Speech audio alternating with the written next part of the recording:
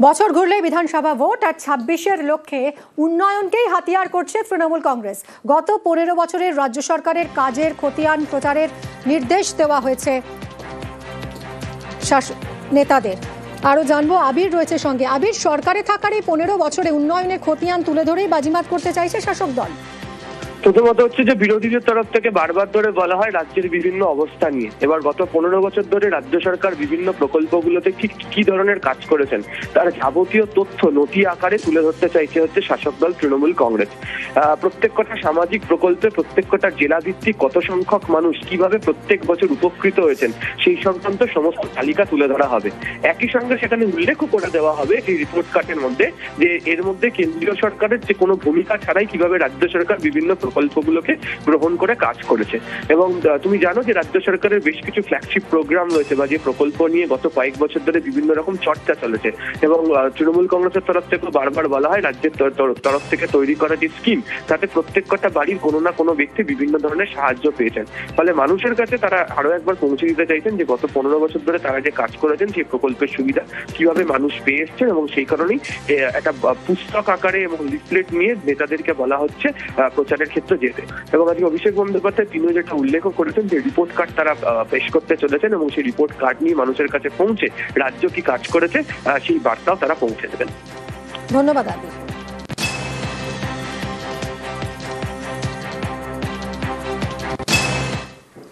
এখনো কেন অযোগ্য শিক্ষাকর্মীদের পূর্ণাঙ্গ তালিকা প্রকাশ নয়? এসএসসিকে প্রশ্ন বিচারপতি অমৃতা সিনহার। দ্রুত অযোগ্য গ্রুপ সি ডি কর্মীর তালিকা প্রকাশের নির্দেশ। আর কি নির্দেশ দিল আজ আদালত, জানবো অর্ণবের কাছ থেকে। অর্ণব, দেখো, বিচারপতি Amrita Sinha group C group D নিয়োগের যে অবৈধ বা তার যে চ্যালেঞ্জ এই সংক্রান্ত বিভিন্ন মামলা ছিল, সেই মামলায় বিচারপতি অমৃতা সিনহা নির্দেশ দিয়েছে স্পেসিফিক দুটি। এক, গ্রুপ সি গ্রুপ ডি 2016 থেকে যারা নিয়োগ পেয়েছিলেন এই অংশের যারা যারা দাগি বা অযোগ্য তালিকা রয়েছেন তাদের তালিকা বিস্তারিত সহ নাম, বাবার নাম্বার, রোল নাম্বার সহ বিস্তারিত তথ্য দিয়ে তা প্রকাশ করতে হবে এসএসসি কে তাদের ওয়েবসাইটে। একই সঙ্গে এই ক্যাটাগরির ক্ষেত্রে দ্বিতীয় যে নির্দেশটি দিয়েছেন, মোট 4টে ক্যাটাগরিতে এই ধরনের দুর্নীতি বা অনিয়ম হয়েছিল বলে আদালতে তথ্য প্রমাণ পেশ হয়। সুপ্রিম কোর্টের নির্দেশ অনুযায়ী র্যাঙ্ক জাম্প অর্থাৎ প্যানেলের বাইরের চাকরি দ্বিতীয় এবং তৃতীয় ওএমআর কারচুপি এই 3টি পর্যায়ের জন্য পাবলিশ করতে হবে, নাম প্রকাশ করতে হবে দাগিদের। অন্যথায় আরো একটি ক্যাটাগরি রয়েছে, অর্থাৎ প্যানেলের মেয়াদ শেষে যারা চাকরি পেয়েছেন তাদের তালিকাটা এজলাসে পেশ করতে হবে। দ্বিতীয় নির্দেশের পাশাপাশি সর্বশেষ তৃতীয় যে নির্দেশটি দিয়েছেন বিচারপতি অমৃতা সিনহা, তিনি জানিয়েছেন এই মামলার ভবিষ্যতের উপর গ্রুপ সি এবং ডি সেই নিয়োগ প্রক্রিয়ার ভবিষ্যৎ নির্ভর করবে। অর্থাৎ যে group C group D supreme কোর্টের আদেশে নতুন করে পরীক্ষা নেওয়ার প্রক্রিয়া শুরু হয়েছে, ফর্ম ফিল আপ চলছে এবং ডিসেম্বর মাসের প্রথম সপ্তাহে তার ফর্ম ফিল আপের পর্ব শেষ হবে। এই জায়গায় একজনও যাতে দাগির নাম না থাকে তা সুনিশ্চিত করতেই একসঙ্গে দাগিদের তালিকা এবং আদালতে পেশের যেমন নির্দেশ, পাশাপাশি এই সংক্রান্ত মামলার ভবিষ্যতের উপরে এই নিয়োগ প্রক্রিয়ার ভবিষ্যৎ নির্ভর করবে এমনটা বিচারপতি জানিয়েছেন। এবং এক্ষেত্রে আজ মামলার ক্ষেত্রে অভিযোগ আসে রুমেলা যে গ্রুপ সি গ্রুপ ডি তাদের কোনো কাউকে কিন্তু চাকরি 31শে ডিসেম্বর পর্যন্ত সম্ভাব্য যোগ্য হিসেবে সুপ্রিম কোর্ট বহাল করেনি এবং 7,200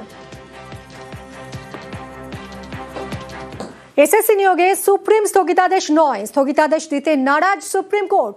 নিয়োগ খারিজ হলে যোগ্যদের ক্ষতি, মন্তব্য প্রধান বিচারপতি সূর্যকান্তের। কথা বলবো মৈত্রীর সঙ্গে। মৈত্রী, কি অবজারভেশন শীর্ষ আদালতের?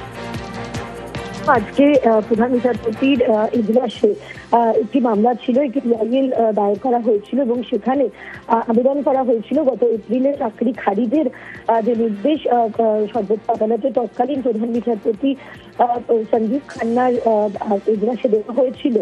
সেই বেঞ্চের নির্দেশকে খারিজ করা হোক এবং যে রিক্রুটমেন্ট প্রসেস রয়েছে তাকে স্থগিত করা হোক।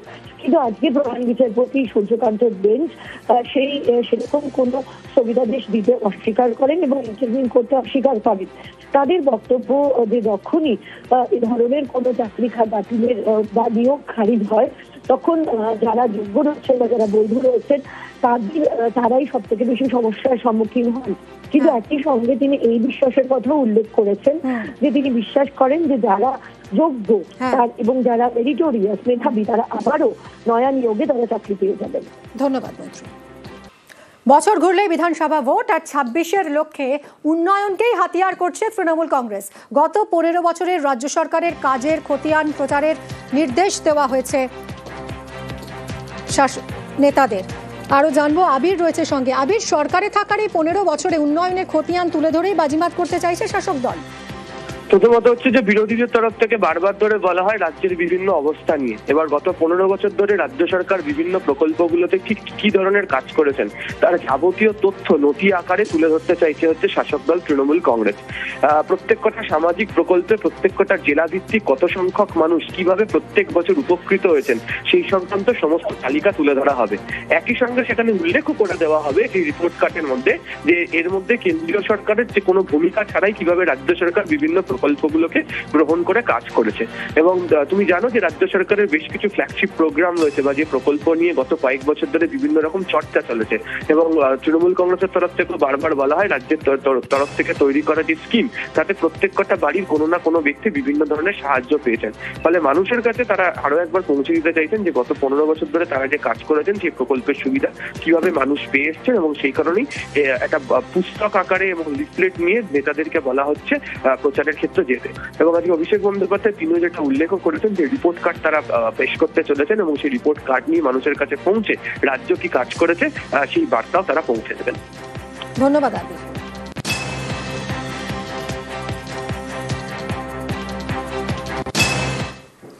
এখনো কেন অযোগ্য শিক্ষাকর্মীদের পূর্ণাঙ্গ তালিকা প্রকাশ নয়, এসএসসিকে প্রশ্ন বিচারপতি অমৃতা সিনহার।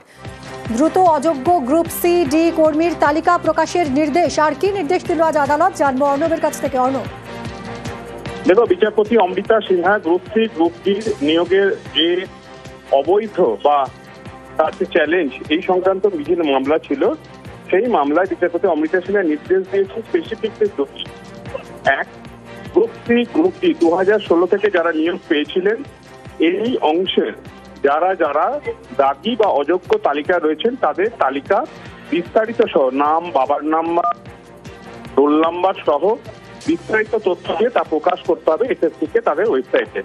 একই সঙ্গে এই ক্যাটাগরির ক্ষেত্রে দ্বিতীয় যে নির্দেশটি দিয়েছেন, মোট 4টে ক্যাটাগরিতে এই ধরনের দুর্নীতি বা অনিয়ম হয়েছিল বলে আদালতে তথ্য প্রমাণ পেশ হয়। সুপ্রিম কোর্টের নির্দেশ অনুযায়ী র্যাঙ্ক জাম্প অর্থাৎ প্যানেলের বাইরের চাকরি দ্বিতীয় এবং তৃতীয় ওএমআর কারচুপি এই 3টি পর্যায়ের জন্য পাবলিশ করতে হবে, নাম প্রকাশ করতে হবে দাগিদের। অন্যথায় আরো একটি ক্যাটাগরি রয়েছে, অর্থাৎ প্যানেলের মেয়াদ শেষে যারা চাকরি পেয়েছেন তাদের তালিকাটা এজলাসে পেশ করতে হবে।